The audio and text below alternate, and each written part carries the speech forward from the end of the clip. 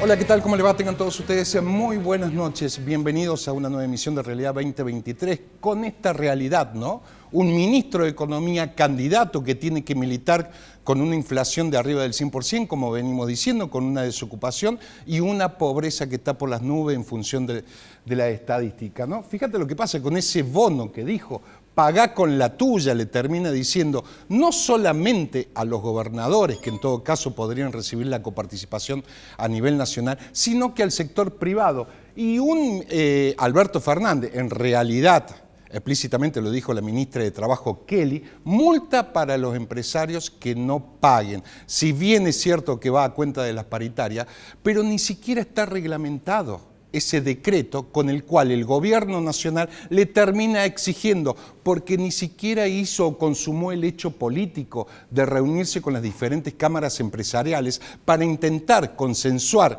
un bono de 60.000 pesos. Pero esto es el gobierno nacional hoy, un gobierno que te dice, pagala con la tuya, y así no la termine pagando el sector privado, tarde o temprano la terminamos pagando todo, y no está mal que los empleados quieran ganar más. Lo que pasa es que hoy lo que está en el centro de discusión, en función de la mala dirigencia política, es ese gran gasto de déficit fiscal que existe hoy en Argentina. Entre otras cosas, por eso estamos así. Esto se resume en paga el bono con la tuya y multa para las empresas que no paguen. A todo esto hay que recordar que son 12 provincias que ya dijeron que no van a pagar, ¿no?, ese bono. Vamos a la otra placa y fíjate qué paradójico. 1 de noviembre del 2022, gobernador ultra kirchnerista, hay que acordarse que Gerardo Zamora en su momento fue un dirigente importante del radicalismo. De hecho, llega como gobernador a la provincia de Santiago del Estero, siendo radical en esa cuestión de alianza que había con Néstor Kirchner en el primer gobierno. Fíjate lo que termina haciendo básicamente con el aguinaldo. Estamos hablando de una de las provincias más pobres del norte argentino. 1 de noviembre de 2022, Zamora, como si nada, termina dando un bono a los empleados de 200.000 pesos. A raíz de este anuncio de Sergio Massa, el ministro candidato, de dar un bono de 60.000 pesos, Zamora recontra mil redobla esa apuesta y termina dando a los empleados públicos un bono de 400.000 pesos. ¿Y qué es lo que está mal de todo esto? Que la provincia de Santiago del Estero, como otras provincias del norte, no terminan produciendo lo que ellos gastan, terminan gastando parte de lo que producen esas provincias productoras, valga la redundancia, como puede ser Mendoza, Córdoba, Santa Fe, Buenos Aires, Entre Ríos, etc. A raíz de esa coparticipación, ellos deciden para dónde va esa plata. Entonces, con la plata ajena es fácil terminar dando, entre otras cosas, como hace este gobernador ultra kirchnerista, dando un bono de 400.000 pesos, que en el fondo e indirectamente te termina afectando a vos, que sos habitante de Córdoba o de otra provincia, aprovechando que Canal C sale para gran parte del territorio nacional. Con la plata del otro, termina haciendo y dando este bono de 400.000 pesos en una de las provincias más pobres. Y no tiene que ver esto con un discurso antifederal. Pero la pregunta es, ¿tantos años gobernando no tuvieron un sentido de creatividad para hacer de esas provincias pobres, en este caso de Santiago del Estero, un poco de creatividad para hacerla productiva, entre otras cosas? Y sigamos con esto. Vamos a la próxima placa y te quiero mostrar. Es fácil cuando ves la estadística y vas a ver provincias que son muy pobres, pero sin embargo tienen el nivel de desempleo más bajo, y eso es porque ese desempleo lo termina absorbiendo el sector privado, el sector público de esas provincias. ¿Y cómo lo hacen? A través de la coparticipación, esa coparticipación que generalmente sale de las provincias productoras. Entonces terminan haciendo política partidaria para tomar mayor cantidad de empleados públicos. Te quiero dar un ejemplo. La Rioja, el 67% de los habitantes de La Rioja dependen del sector público, llámese gobierno de Córdoba, gobierno de la provincia de La Rioja, municipalidad, etc. El 67%, mirá Catamarca, 65%. Entonces cuando el INDEC saca la tasa de desocupación, te va a asombrar de por qué no hay desocupación en esas provincias. Fíjate Santiago del Estero, el 61% de los habitantes dependen del sector público. Entonces es fácil hacer esa política populista que hacen ciertos gobernadores o cierta dirigencia política. Mira Jujuy, el 59%, Chaco, 56%, Misiones, 55%, y así podríamos seguir.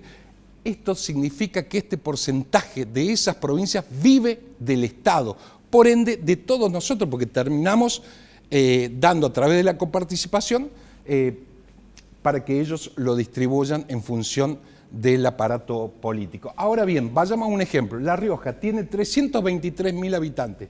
El 67% que depende del trabajo del Estado son 216.000 personas de ese total que dependen del Estado, con la plata tuya y con la plata mía y con la plata de todos los argentinos. Mirá Santiago del Estero, el gobernador ultrakirchnerista que se jacta de dar un bono de 400.000 pesos. Pero claro, no la pone en su bolsillo, no te equivoques, la terminamos poniendo todos. El 61% de la población de Santiago del Estero significa 1 millón y un poco más de habitantes. De ese millón, 642.000 viven del Estado. Entonces es fácil hacer política de esa manera, ¿no? Así estamos. Muy bien, paso, no sé si hay otra placa más, que es la que viene, y que tiene que ver también con el tema cómo crece el empleo público versus sector privado. Fíjate Tierra del Fuego, que recibe muchísimo subsidio a través de una ley nacional. Un 3% bajó el empleo privado. Fíjate lo que termina subiendo el sector público. Lo terminan pagando todo, lo terminamos pagando todo. San Juan, con otro gobernador también ultrakirchnerista, bajó el empleo público, privado, del sector privado, un 7%, y termina, ¿quién lo termina absorbiendo? El Estado provincial en este caso, y aumenta un 27%. Estas son las dicotomías, las cuestiones que se debe la próxima Argentina, gane quien gane, con verdaderas reformas. Un ejemplo, por ejemplo, es la ley del cheque, que era algo provisorio y hoy termina afrontando ese gran costo que tienen o que tenemos la mayoría de todos los argentinos a través de los impuestos y las tasas que seguimos pagando. Muy bien, pasamos a hablar de política partidaria ahora y tiene que ver cómo terminan reteniendo los diferentes candidatos que estuvieron en la PASO. Me refiero, ponemos la placa, señor director, me refiero a Massa, a Milei y a Patricia Bullrich, también aparece Schiaretti. Esto es un promedio de las diferentes encuestas. Es la tasa de retención en función de los votos que sacaron en las PASO que terminaría votando nuevamente o no al candidato que votaron. Tasa probable de retención de votos. Milei, de la cantidad de votos que sacó, el 98% es el voto sólido, que lo va a terminar votando de vuelta en las próximas elecciones generales. Mirá la tasa de retención de Sergio Massa, un 96%. Acá te das cuenta que existe todavía ese núcleo duro, más allá que sea de ese padrón, que es el mayoritario a nivel nacional con el 37% que tiene la provincia de Buenos Aires. Fíjate la tasa de retención de Patricia Bullrich con el 80%. Acá baja bastante. Una Patricia Bullrich que está bastante complicada porque hoy apareció tercera en las elecciones generales, segunda, y no todo el voto de Larreta se va a ir confiado a Patricia Bullrich, que está también en una cuestión de dicotomía. Radicaliza el discurso más duro y de esa manera se termina pareciendo a Milei.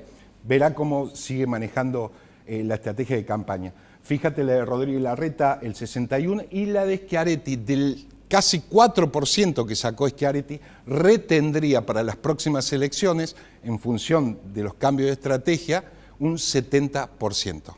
Así está, esto es hoy, las encuestas y todo este promedio es una foto, no necesariamente significa que se vaya a dar, ¿no? Muy bien, para hoy les cuento que vamos a estar hablando con el intendente electo de Tanti, esa hermosa ciudad del Valle de Punilla, hablando de radicalismo, hablando de gestión y de otras cuestiones también que tienen que ver con el turismo, esa gran industria sin chimenea como es el turismo.